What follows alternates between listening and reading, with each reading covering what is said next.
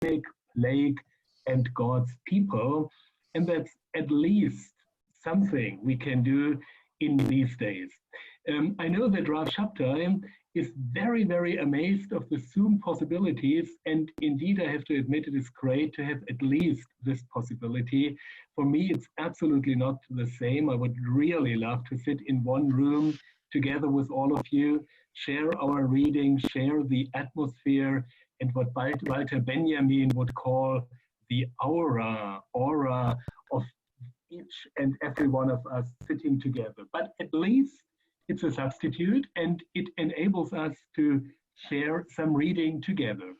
Those of you who have not been with us so far, this is something like the 4th annual summer workshop of our little enterprise. We started in a very, very strange place, in one of the strangest places you can imagine all over Germany, in Luther's town of Wittenberg. In 2017, in the summer of 2017, imagine, 2017, we were together in Luther's town of Wittenberg in August, some Jews from Israel, some Jews from the United States, one Jew from Leipzig, Scholt-Waller, and some Christians from the Augustana Hochschule in Neuendettelsau with Axel Töllner, and from Leipzig University coming with me.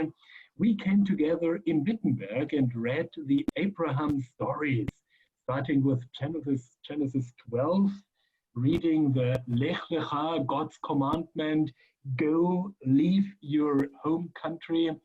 And somehow this was an amazing experience. Some people called it the miracle of Wittenberg afterwards, as this was maybe the only really, really good thing which happened in Wittenberg in the summer of 2017. No, there were many good things, but this was really a miracle.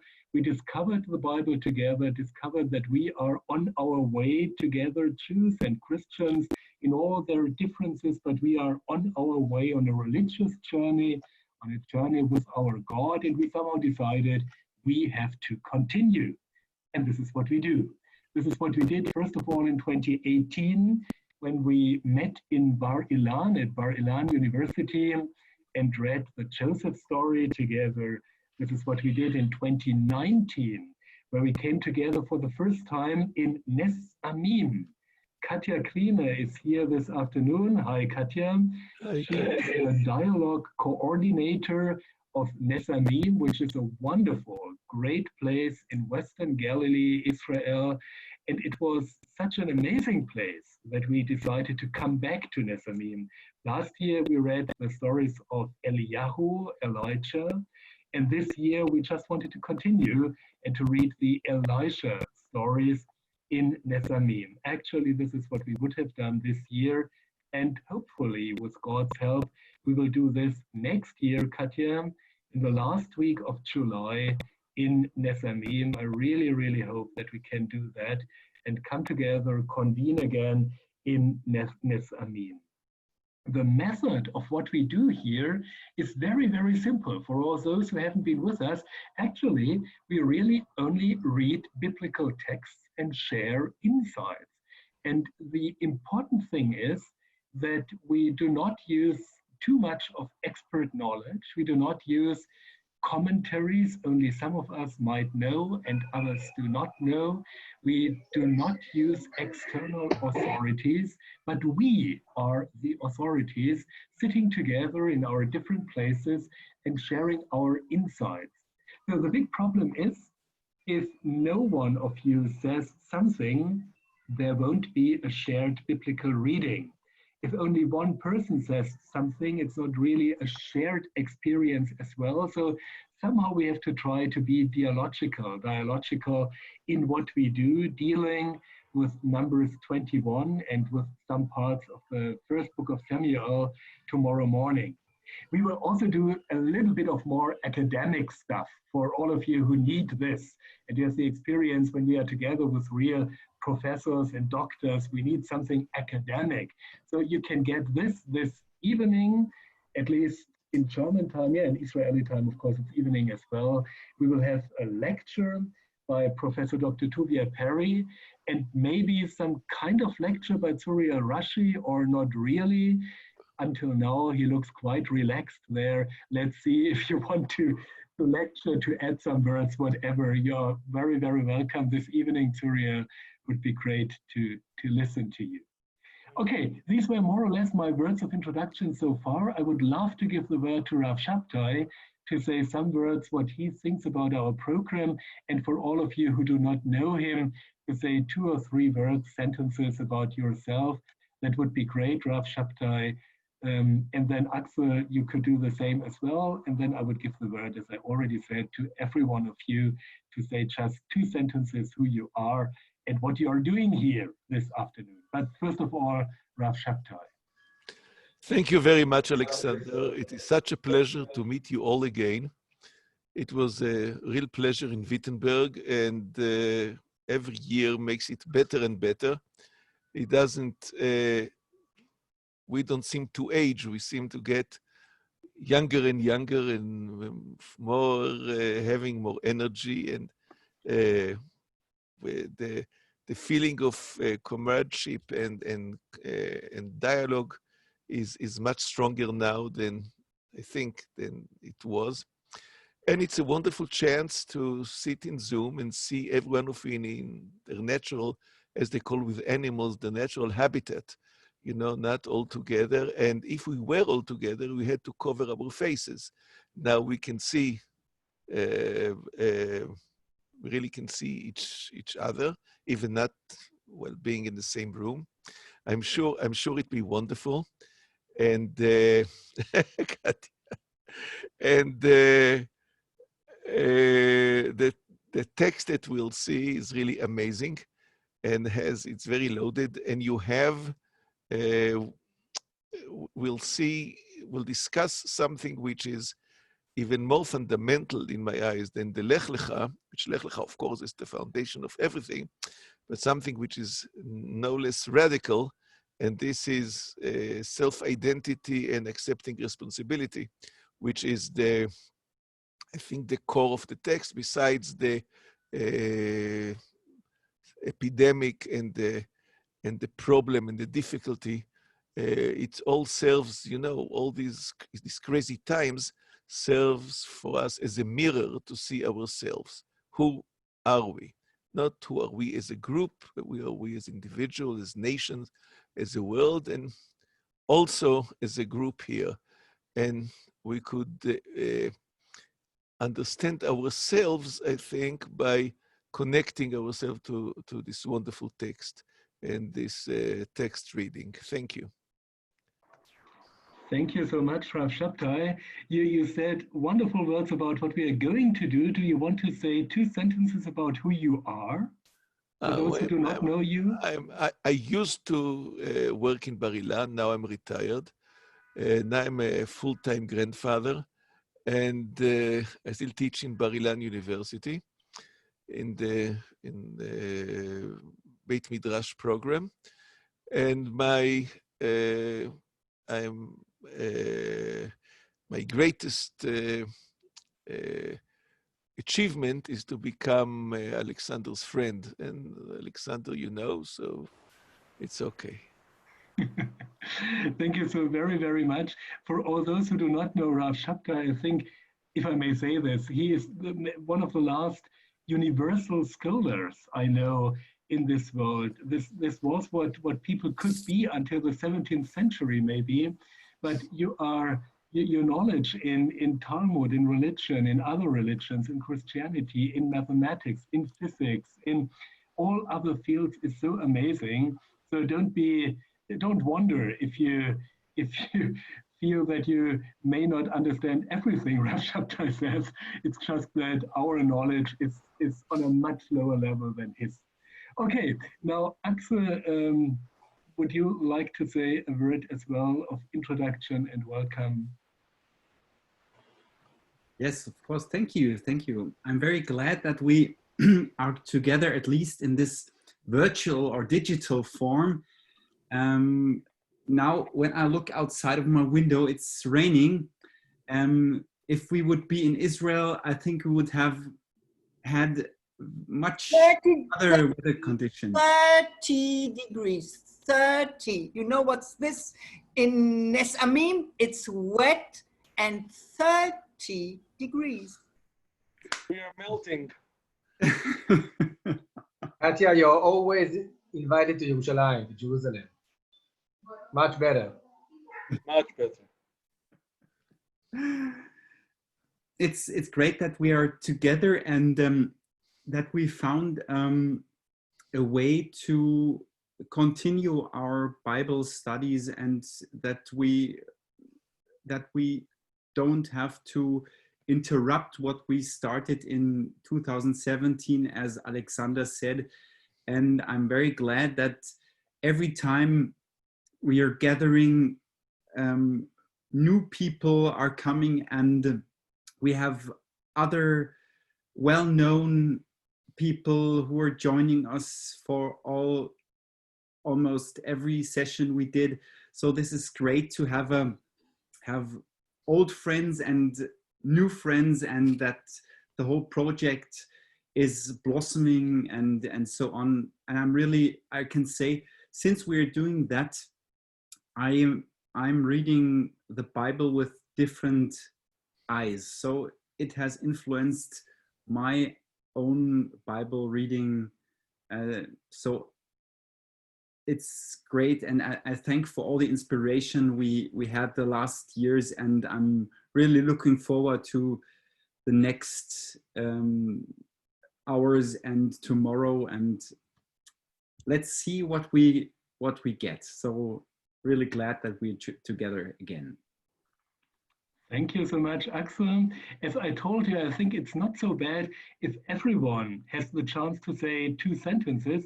First of all, we have the chance to hear if your technique really works.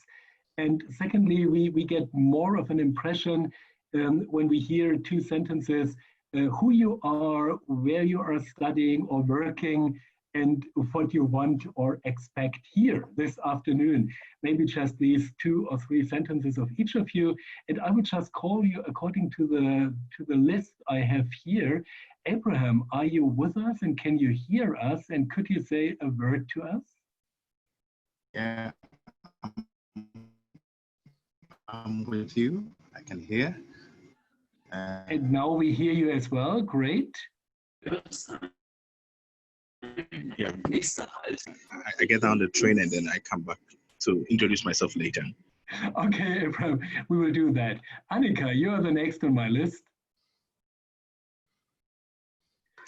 Hi everyone, I'm Annika Melix. I'm studying theology in Leipzig, and that's where I am actually at the moment.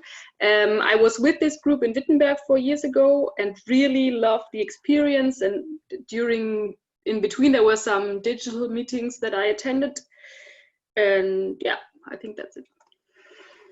Thank you so much. Great that you are with us, actually preparing your exam somehow and doing lots of things like that. Wonderful that you can make it.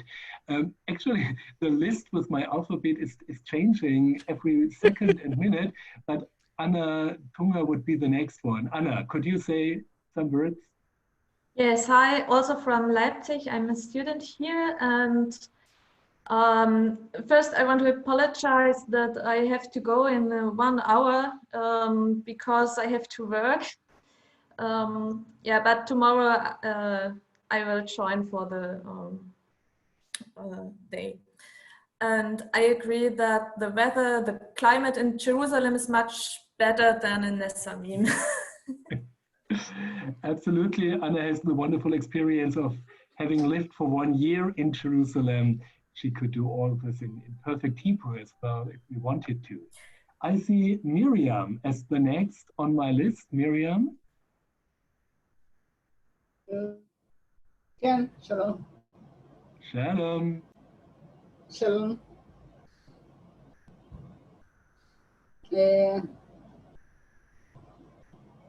Am I supposed to say something in English? Yes, you could Hebrew? say 1 sentence where you are and what you are doing, and maybe 1 sentence what you are expecting, or just introduce yourself in 2 sentences.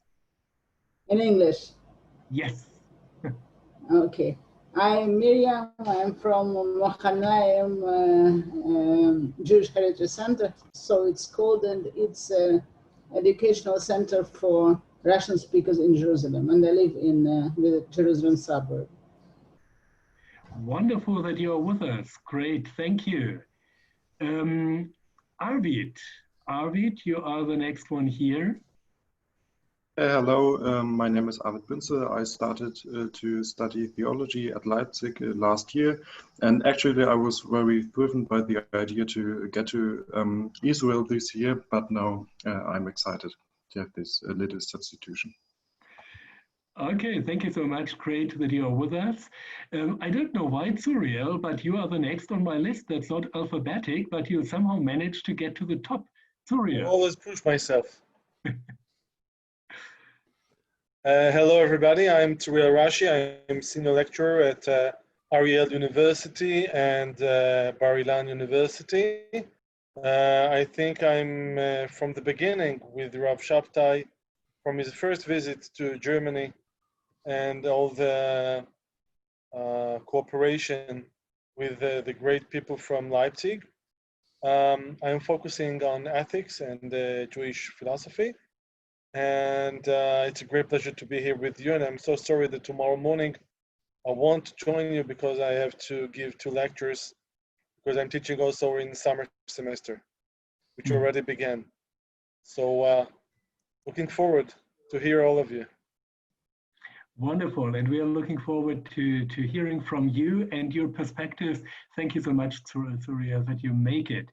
The next one on my list is Axel Töllner, but we already heard him. And then we are with Barbara. Barbara. Hello, I'm Barbara from Austria, Vienna, and I've been to the summer school program also from the beginning, and I really loved it all these years. And so I'm very happy that we can do something this year again, even though it's only online and not in SMIM. Great, but we really hope for next year, as we said, and wonderful that you are with us again. Deborah, I have you as the next one here. Or both of you.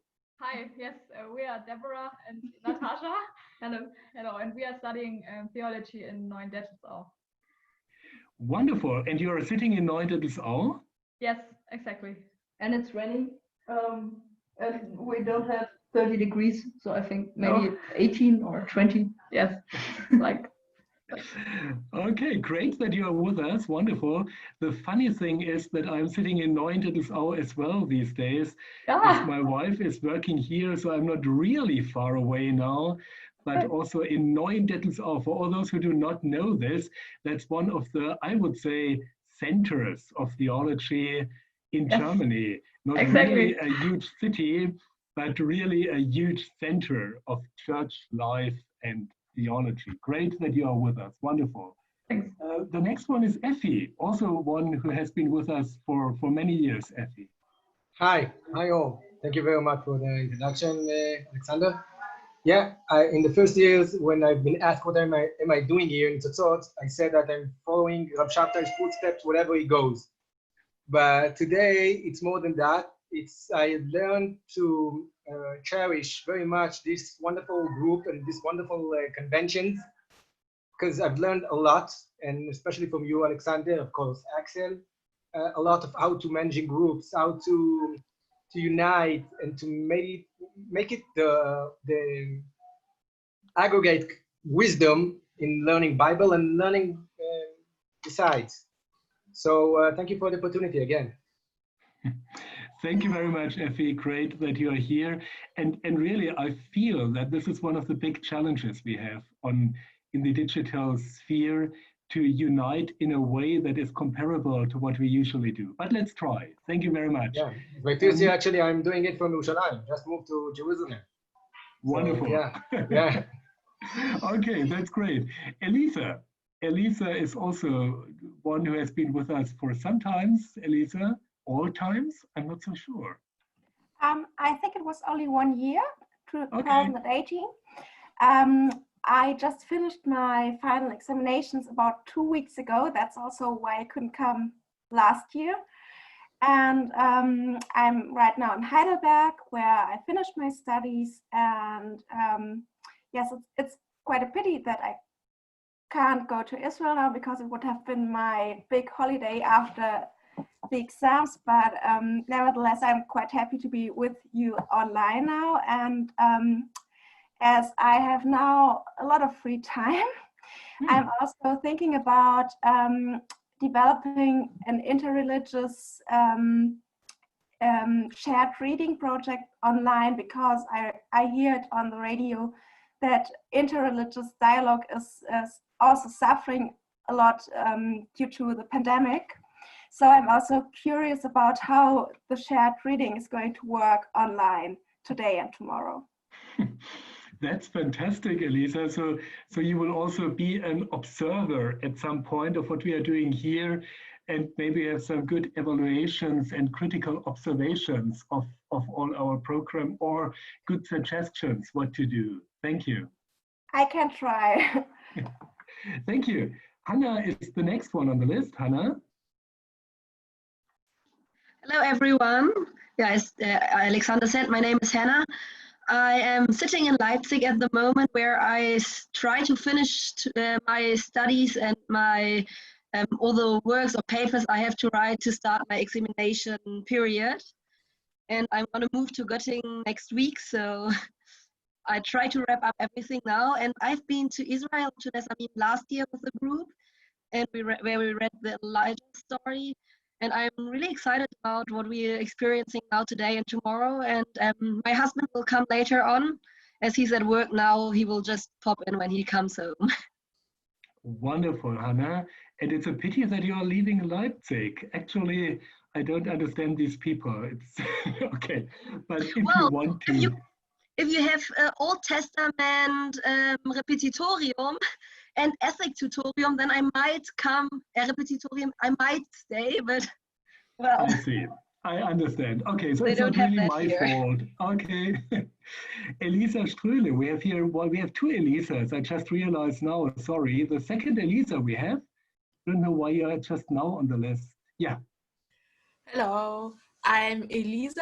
I'm studying in Leipzig in my second semester of theology, and yeah, I'm curious about this whole project. I think I never have been to or I also never have heard about a project like this, because yes, in university often you are more talking about doing things like this, but you don't do it. So it's nice to see it also when you do it and not just talk about it.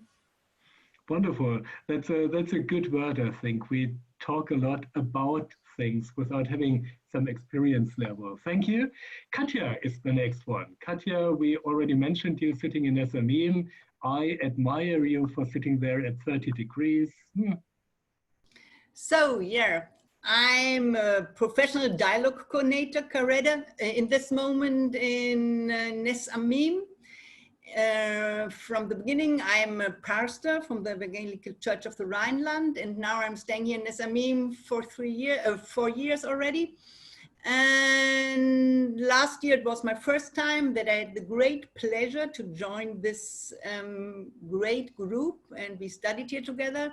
And I will use the next year to prepare everything, to prepare the pool and all the important things for our study week next year. And I also I know, Alexander, I just started to think about it. It's, I think, since 1996, we met the first time. You were not a professor. We started to in 1996, long time ago, in the Evangelischen Akademie in Mülheim, right? Right, even 95, Katja. Yeah. January of 95. That's a long, long history. We have 25 years now of knowing one another. With lots of projects, and the most important projects for me, the most important project is for me the Ratisbon, the Studium in Israel, where I joined this program for a long time. Wonderful. And now we are in a difficult situation of our dialogue, as if two old people meet and tell about their 25 years of being together. That could be long stories, but that's not for this moment, I think. Thank you, Katja, for being with us. The next on my list is Matt. Is this right? Matt or Matt Yeater? Matthew Yeater. Matthew, are you with us? And could you say a word, Matthew?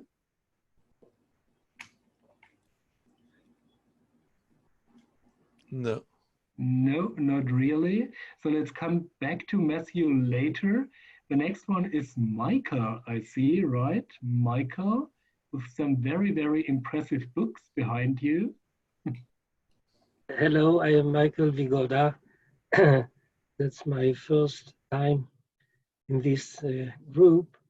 I am essentially a disciple of Rav Shabtai, who invited me to hear your discussions, and it's very exciting.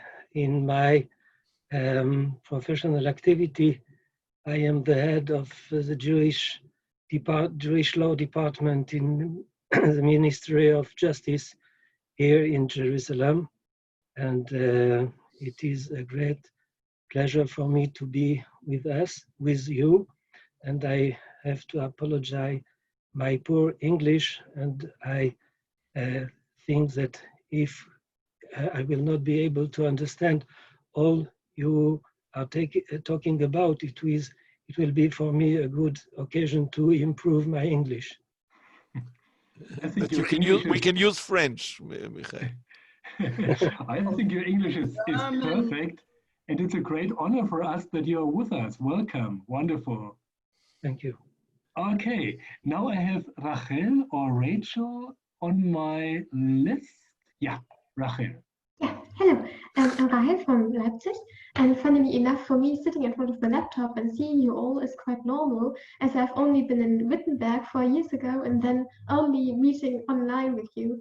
So it's quite okay for me to see you in this way. And yes, I'm studying theology, and it's my last semester in Leipzig now, as I will move to Marburg in a couple of months, but then I will come back later, I think. But yeah, I really enjoy it, and I'm looking forward to what we are discussing. Great that you're with us again, Rachel. Wonderful. And now I have three more. Rolly, of course. Rolly, would you say a word as well? Depends. Can you hear me? Yes. Okay, because I have a problem with my network. Hi, I'm Rolly. I work with Rav Shabtai on the very projects that we have at Bar Ilan. Among which, but not the least of which, is our National Bible Study Program, which we're very, very fond of and ready. I'm very nice to see all of you again. Wonderful, Rolly. It was sometimes a bit hard to understand you, but I think we got the message. Thank you very much. And Charlotte, where are you? Driving the car somewhere? Yes, I spent this day in the Ministry of Culture in Dresden today. We were working on the Jewish Religionsunterrichtslehrplan for Germany, which is, for those who are from Saxony know that it's an incredible thing that soon Jewish religion will be also an accredited subject in elementary and high school. So but as Alexander told you in the beginning, actually I love this definition. I'm just a Jew from Leipzig. That's what I love to be, and what I would like to be is a Talmud, a student, and to learn from all of you. And it's so nice to see the names and hear all of you back. And I'm privileged to be part of this group, to learn from such amazing people, amazing scholars. And I also hope that we'll be able to do it in the Holy Land soon in person. Wonderful, Scholt, and thank you that you're with us now driving the car and in the midst of all your really, really important work you do in Saxony and you do in Leipzig. Wonderful. Now, Abraham, you are sitting not in a train, but somewhere else and can maybe say a word. Thank you so much. My train delayed, so I was a little in a hurry using my phone. Thank you. Nice to see all of you. I'm so happy I've been part of this wonderful group from the beginning. And then I'm so grateful. I'm Abraham. I'm doing my PhD in Frankfurt, and I'm almost done. I'm working on Miracle, translation of the miracle stories into African Ghanaian context. And I have always learned a lot from wonderful people, from Alexander, from Rav Shabtai, and from all of us. So I'm happy. I want to learn more. I want to Axel, from Rolly, my brother, and from everybody. Nice to meet you, and thank you for this opportunity. Bless you. And great that you're with us again, Abraham. It's really wonderful to see you as well. According to my list, all of us may have said a sentence by now. Is this correct? Or if someone feels that he or she has not said something, but is on the list, please just shout in your microphone and say something. But I think that's the group for the moment, at least. I would like to say a word.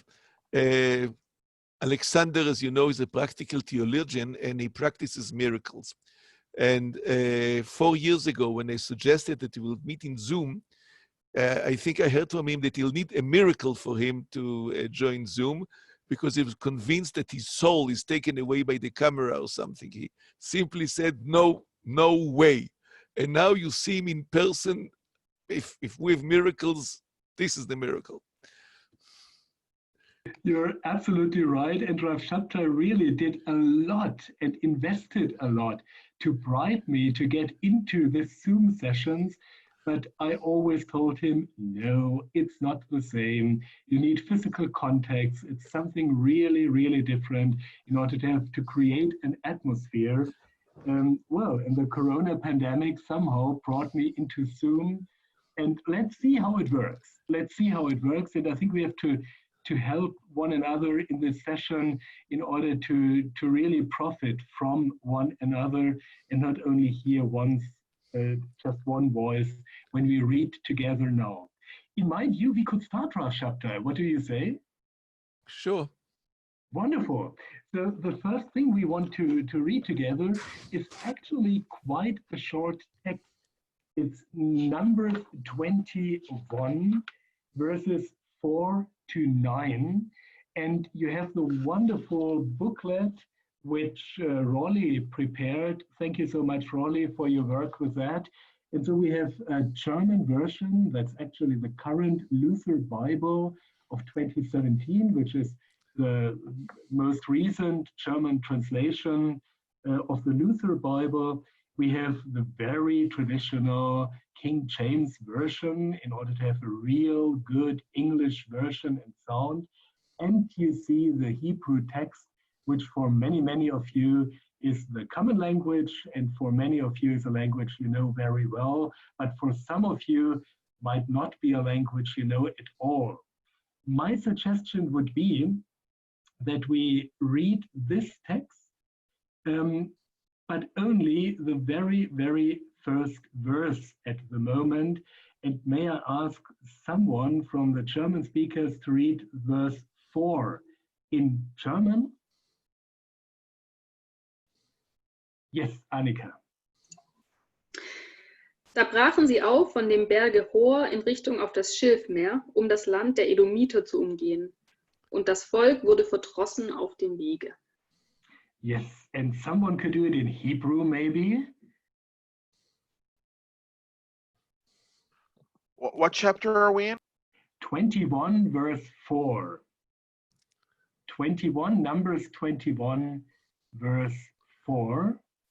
ויסעו מהור ההר דרך ים סוף לסבוב את ארץ אדום ותקצר נפש העם בדרך.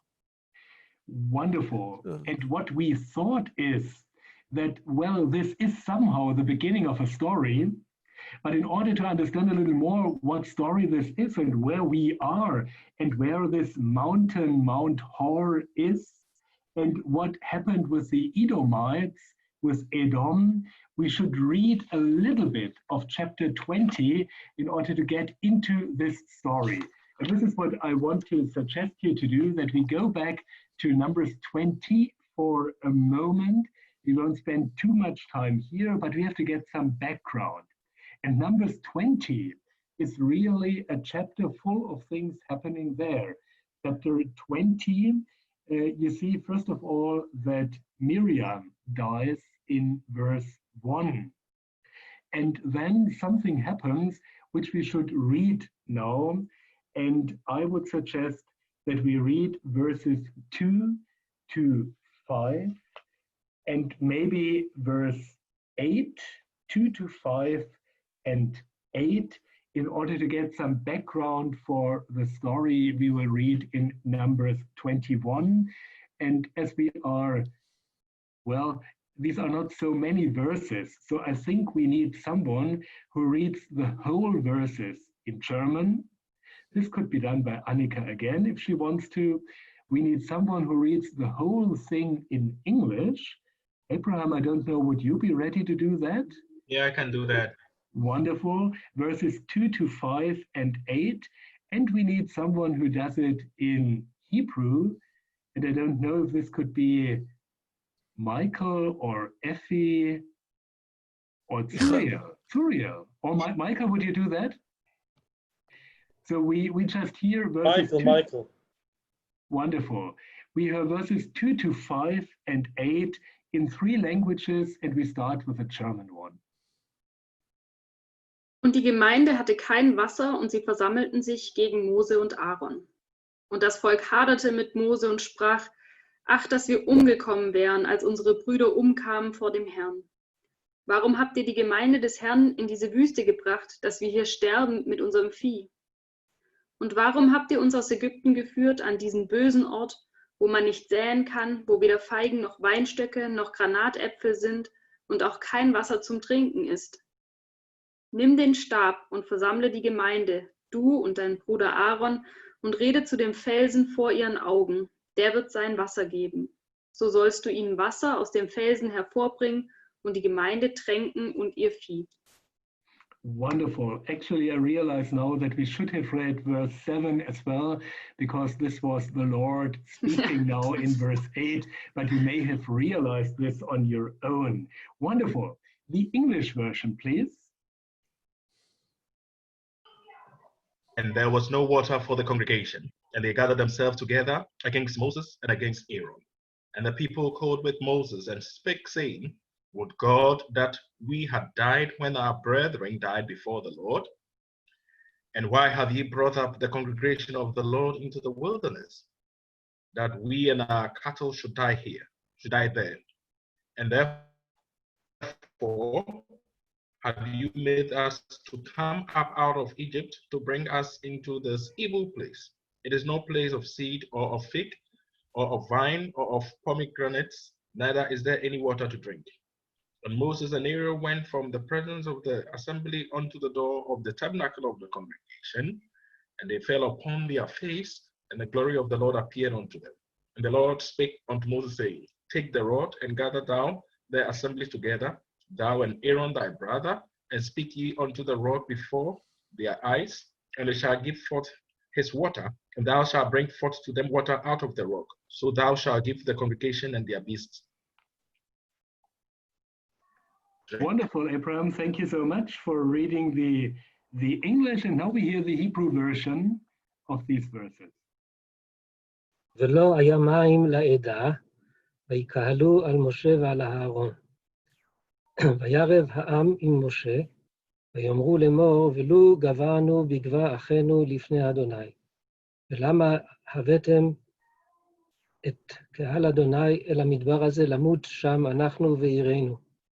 ולמה העליתונו ממצרים להביא אותנו אל המקום הרע הזה, לא מקום זרע ותאנה וגפן ורימון, ומים אין לשתות. וידבר אדוני אל משה לאמור, קח את המטה והקל את העדה אתה ואהרון אחיך, ודיברתם אל הסלע לעיניהם ונתן מימיו, והוצאת להם מים מן הסלע, והשקית את העדה ואת בעירם. Wonderful. Thank you so much for sharing this reading. So we are with the congregation, with the people of Israel, sitting there in Kadesh, somewhere in the desert. And my question to you would be, do you understand the congregation with their complaint against Moses and Aaron? They say a lot actually in these verses, and the Bible is usually not telling too much, but there are many, many words. The congregation says, starting in verse 3 and ending in verse 5. So when you have a look at these verses again, what do you see here? What do you recognize? What is striking to you when you see what the congregation says to Moses and to Aaron? Let's just share some observations. Actually, I don't know, Rav Shabtai, should people raise their hands or raise their hands virtually with the Zoom function? The best thing is to raise the hand virtually, so you can see it. You can see it on the. You know how to do it? All of you know how to do it. Rav Shabtai, maybe you can say a word again, how it works for those who are not so. You look at the menu, bring your mouse to the menu down at the bottom of the screen and simply raise your hand. There is an option to raise your hand. So there is the like option, but there is also when you go to the members, to the participants, you have the chance to directly raise your hand there, right? Yes. I can't do that. That's no, because you are the host. I'll fire you for a second so you can show how to do it. No, it's okay. It's fine for me. I know how to do it, and yes, wonderful. And I see Rolly who somehow raised his hand now. Rolly.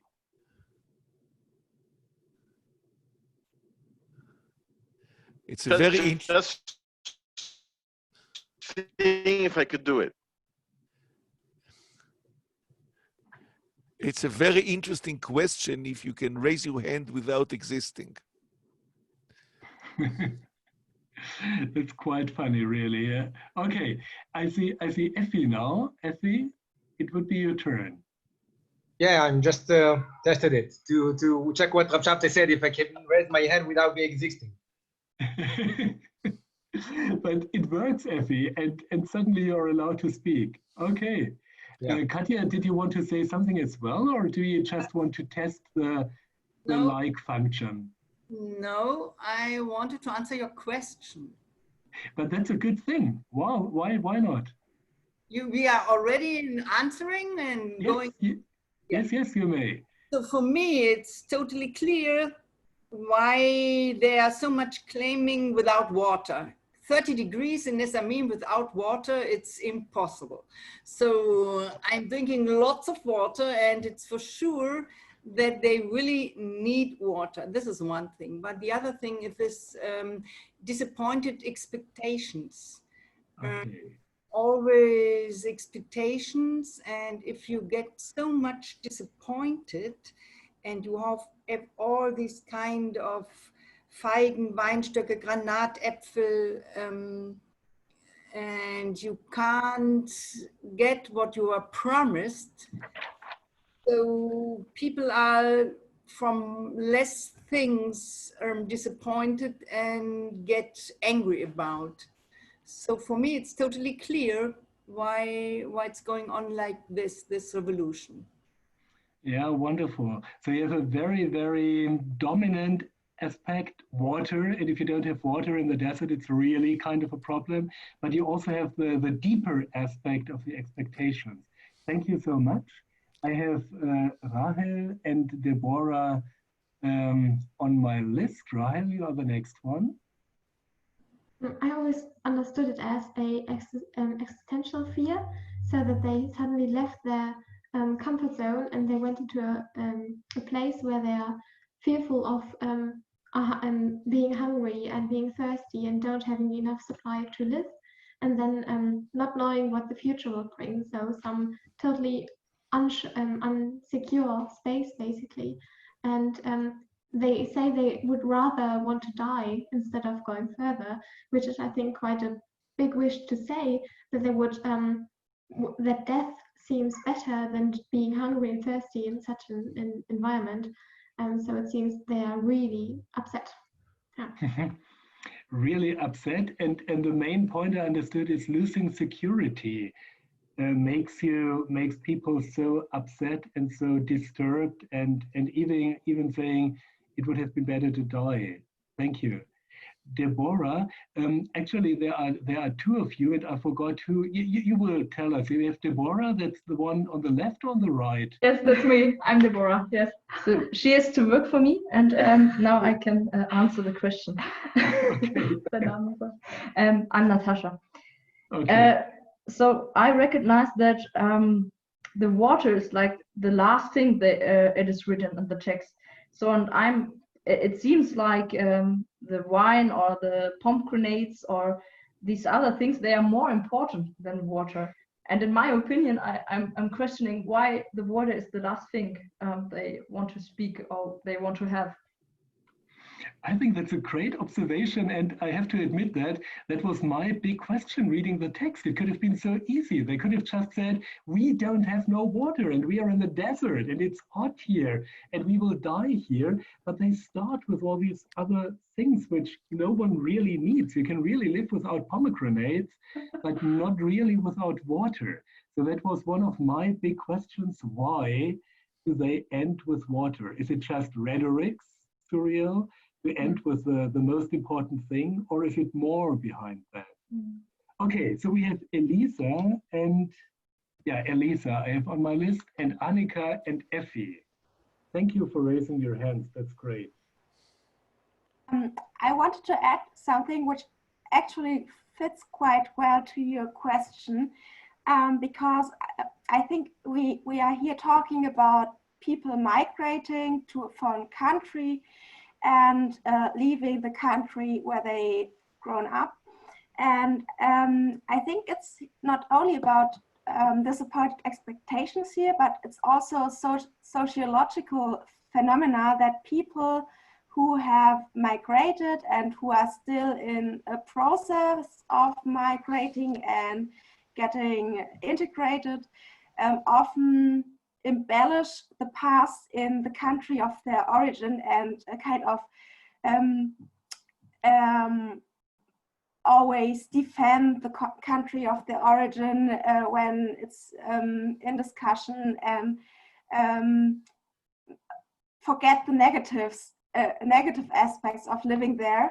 And I think that's also what is happening here, and maybe that's also why they are starting with those rather symbolic things like the pomegranates and figs, just to symbolize that in their minds Egypt has become this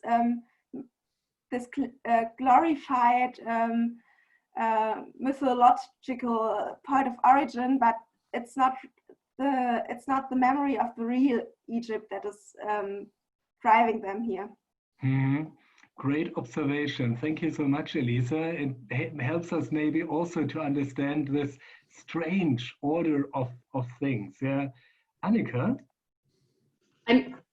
I was reminded of the situation now with the corona pandemic. Sometimes I get the feeling that the normal way of looking at things for humans is not to be satisfied, but to say this and this and this is bad, because like we had this big lockdown in Germany and now we are out of it since like 1 month, and everyone is like, oh, why do we have to wear a mask, blah blah blah, instead of saying, wow, the numbers are so very low, we are so happy. So sometimes I have the feeling that to be satisfied and to be content with the situation and to be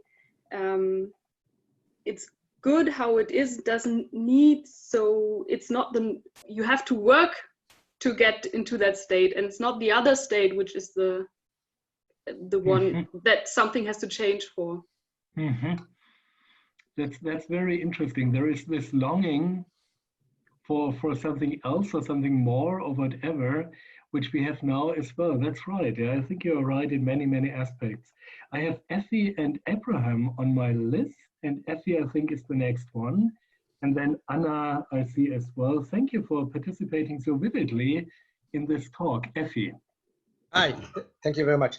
I think it's like Annika said, I want to continue from the same dot, the same spot she was talking about. People like to complain, and the Israelites were expert with that. We can tell that along the Bible, and we know that from today's behavior of humankind, and maybe I don't know.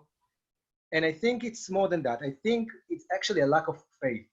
And that's why they symbolize it with, they want to get into the lands of fruits, the lands of pomegranates and the olives and stuff, because actually they want to get to the land of Israel because over there it's promised. They don't have to take any leap of faith. And in the desert, every day is a struggle. Sometimes I thought to myself when they were complaining about the man, and actually they got it every day from the skies, and still they complain. Still they're insecure because they need to have a lot of faith to believe that tomorrow morning, though now you got nothing, tomorrow morning you will get it again. And it's a big, big challenge. We can underestimate it, but it's not. And today we have to deal with the same stories. We get the same issues we have to deal because we need a lot of faith in life. And sometimes it's sometimes, usually it's very, very hard. So they rather complain about water, which is kind of justified. That's why Moses in this opportunity don't give them any, don't give them any criticism about the way they complain. But still, it's a bit lack of faith. Mm-hmm. Thank you very much. Now we are at a very, very deep level. The question of faith, which is maybe all around here in all these desert stories. Thank you so much. Abraham and Anna, and then let's see where we are with these people of Israel. Abraham. Thank you very much. I want to continue from Afi and yourself. The rhetorical aspect, it's so interesting how it's been presented. Why have you brought the people of the Lord, the Lord's people? So now the focus shift from the initial direction to move, and now it is the fault of Moses. It is the fault of Aaron. Why have you brought the Lord's people, the Lord's community here? And then the rhetorics continue. There's no pomegranate, there's no fig, and then there's no water. So how it is presented, Moses will look bad. Moses have no way out. He has brought the Lord's people into this place with nothing. So that's a dimension I want to look at. That's a great observation. Reading the text here, it's actually what they say. Yeah, it's Moses' fault in this point. He brought it. Okay, that's very, very interesting. And I have Anna on my list. Anna? Yeah, finally, I have nothing to say new, but it's just really interesting because I also always read this passage Katja said, so they really suffer and there's no water, but yeah, there's really the option that this could be more like the other version we started to read. So yeah, I don't like so much. It's not that bad, but I complain because I have, so today we might say chocolate or I don't know, something sweet. So, and of course, no toilet paper. So,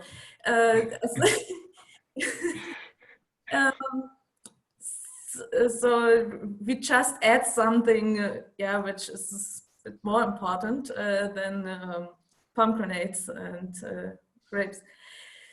Yeah, so this is really interesting about what are they complaining really, and yeah, is it really also a lack of faith, of trusting that this will be fine in the end? Thank you very much. I would love to hear a word of Rav Shabtai on how you see the congregation here and why water is the last thing to say. What do you think? It was wonderful to hear everything. It's really amazing from personal experience, putting present day personal experience, and I think that the Bible really speaks for us.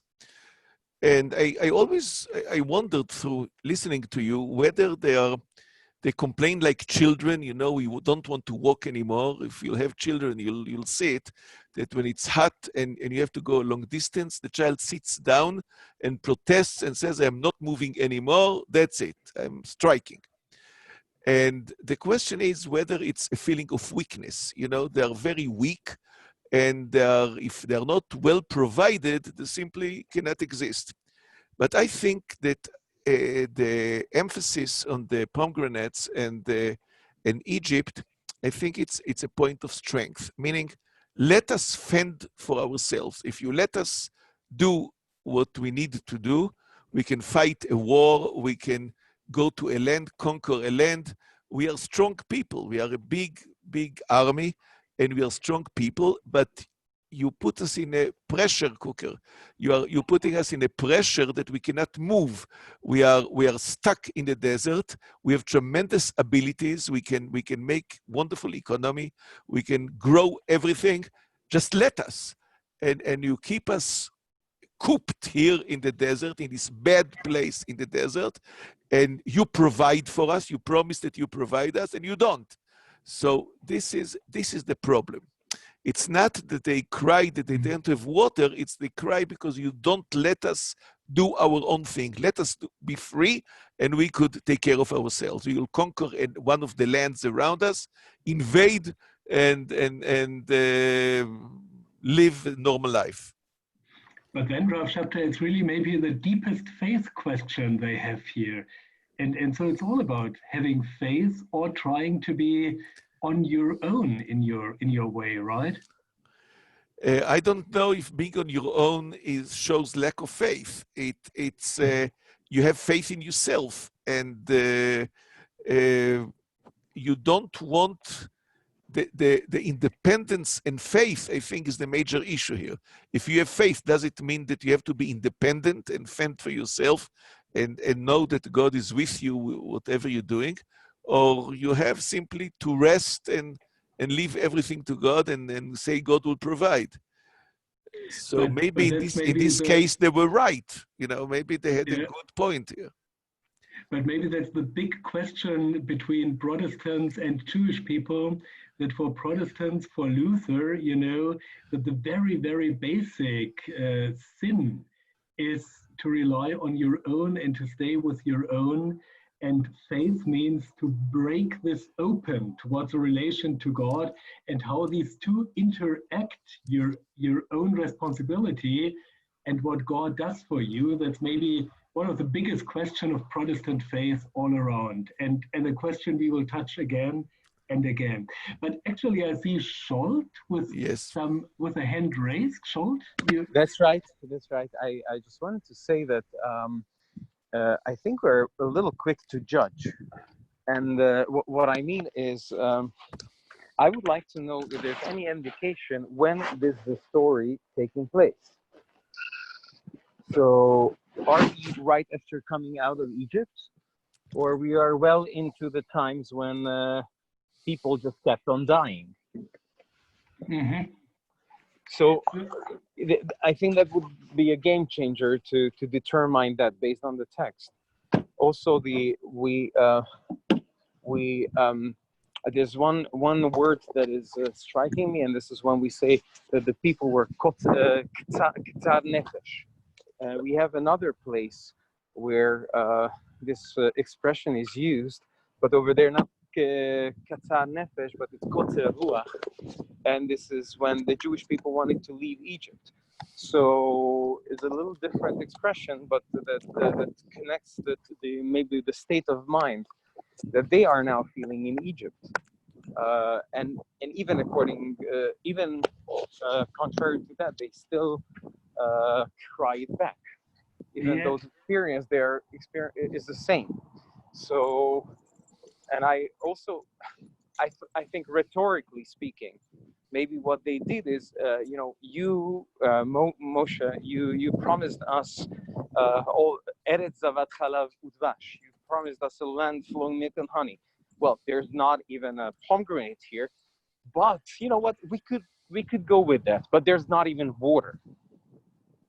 So I'm not sure. The first part of the expression is just as a running up of trying to tell why we are actually sad and what is our problem. Seems to be that the real problem is just the water, and the previous statements is just leading up to. And the question is, where are we now in history with the story? Yeah, wonderful. I think that's a very, very important point for our reading. Where are we now? These are not the people who left Egypt 2 days ago or something like that, but they already did a great journey, right? Right. It seems to be. Right, they are 39 years after leaving Egypt, right? Right. And so it's a long time in the desert, and I think we have to remember that. Actually, I see Elisa again, and that's okay for me, but I just wanted, that's actually just an opener. We wanted to read Numbers 21, and we're just doing the background stuff, but it's great to read this story.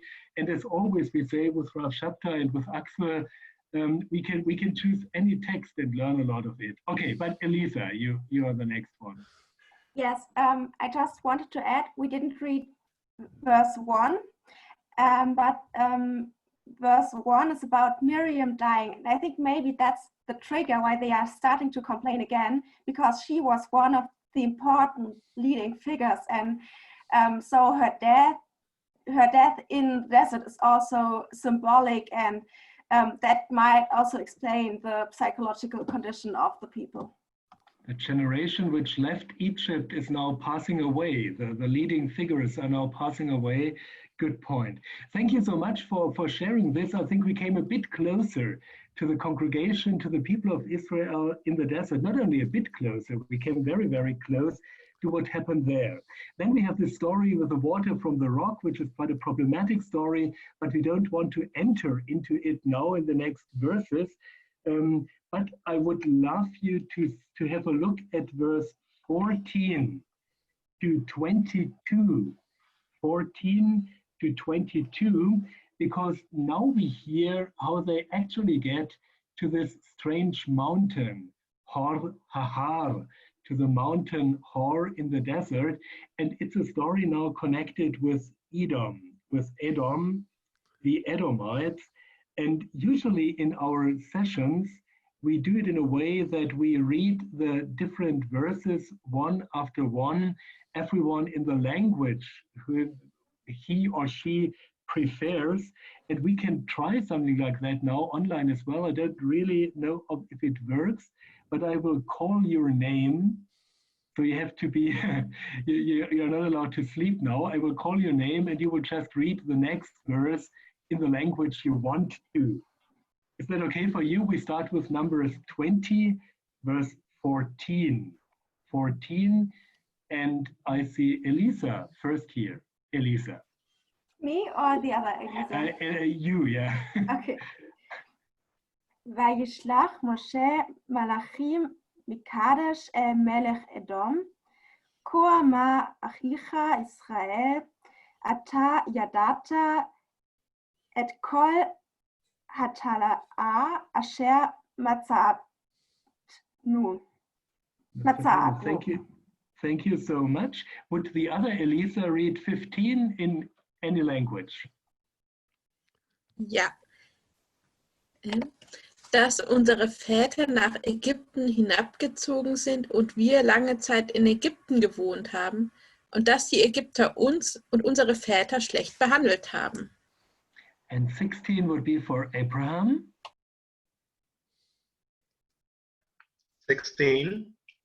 Yeah. And when we cried unto the Lord, he heard our voice and sent an angel and had brought us forth out of Egypt. And behold, we are in Kadesh, a city in the uttermost of thy border. Thank you. Annika, could you do the 17?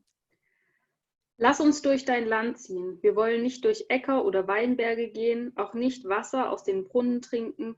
Die Königsstraße wollen wir ziehen, weder zur rechten noch zur linken weichen, bis wir durch dein Gebiet hindurchgekommen sind. And Anna?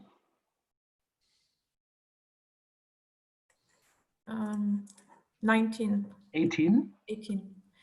ויאמר אליו, אדום לא תעבור בי פן בחרב אצא לקראתך. Wonderful. 19 would be for Arvid.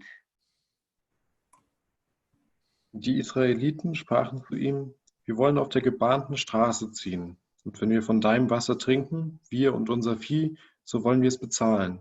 Wir wollen nichts als nur zu Fuß hindurchziehen. Danke. Barbara, 20. Und er sagte, du darfst nicht hindurchziehen. Und Edom zog aus, ihm entgegen mit zahlreichem Volk und mit starker Hand. Effie, could you do 21? וימיין אדום נתון את ישראל, עבור בגבולו, ויית ישראל מעליו. Wonderful. And Hannah for 22. And the children of Israel, even the whole congregation, journeyed from Kadesh and come unto Mount Hor. Okay, so this is the background story. We now know how they get from Kadesh to Mount Hor, to Har Hahar, as it is called in Hebrew, which is wonderful and amazing and I think quite deep. And the story here is a bit strange because it's a story where Edom comes into sight and behaves a bit strangely. Edom just says, no way, you're not allowed to pass by. And so they have to go a different way. And my question to start a short dialogue here is what's happening here? What's happening with Edom?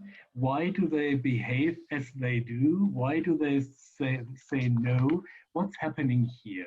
What are your reactions when you read this text? It's a bit of a strange situation, right?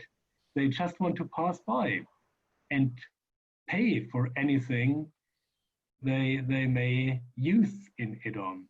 And actually that would be a very short way to pass through Edom, the King's Street, the King's Road up there, and they would be there in the Promised Land. Elisa.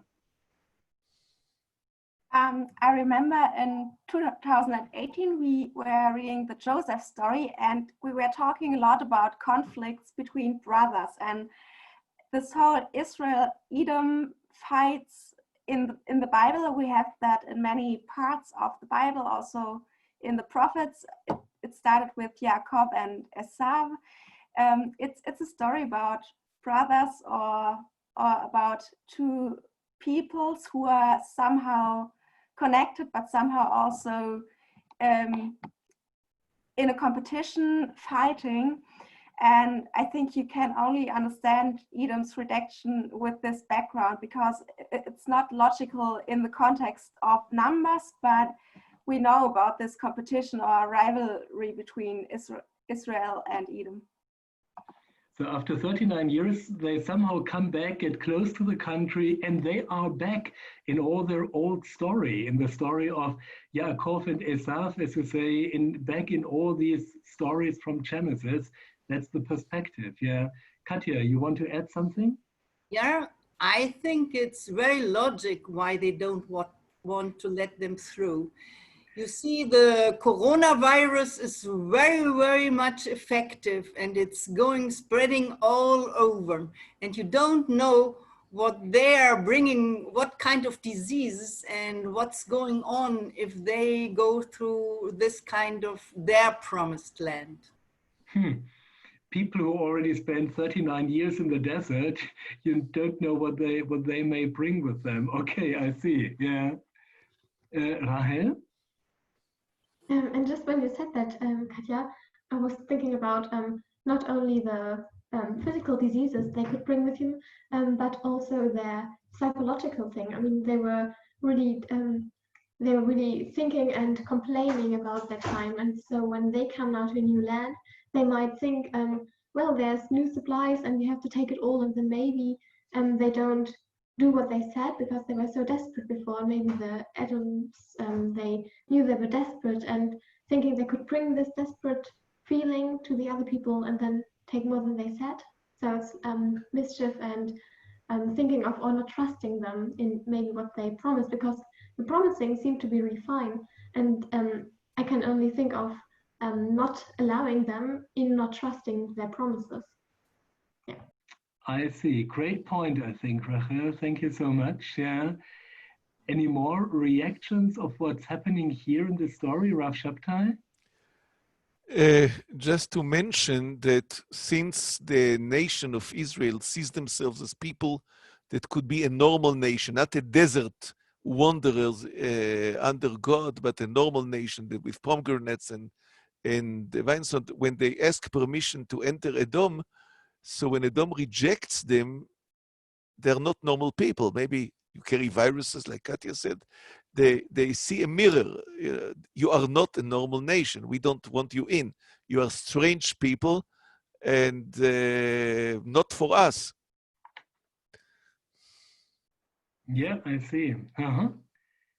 So about what the conflict that you said between Lutheran understanding and the Jewish understanding, there was the Edomite understanding that there is a normal nation that works for their food and a desert nation who forages for the food. But we don't want such people around us. I see. So really two different concepts of what a nation might be, striking here and getting in conflict here. Any more ideas you want to say about what we read now, these verses as the immediate background of our story? Yes, Axel? I wanted to add something. I mean, there's an interesting observation. Moses reminds Edom that they were his brother. I think in the expectation that we are relatives, so they will let us go through. But obviously, Edom is still traumatized in some ways of the conflict between Jacob and Esau. So there were two different situations. The one who thinks we are so close together, we are family, we need to help, and the other ones who remind that the one, the father of Israel himself, betrayed Esau, and so there's still something alive. So this is a family conflict still. The one who said we have overcome this, and the other one who said, who feels no, we have not. So we object to let them in. So Moses might have thought it's a very, very good idea to remind them that we are brothers, but the opposite happened in this case, and they were back, as we said in the beginning, in their stories somehow, and in what happened there. So I think we set the background so far for our story in Numbers 21, and my idea would be to give us 5 minutes of a break and then come back and read Numbers 21, this story together, which we actually wanted to read this afternoon. But I think after being together for more than 1 hour or 1 hour 20, it's not so bad to have 5 minutes of break. You can stay here, we can chat or do something, or you have some private chat or whatever, or you can go to the toilet, get something to eat. Afterwards, we will have 1 hour of reading together the Numbers 21 story.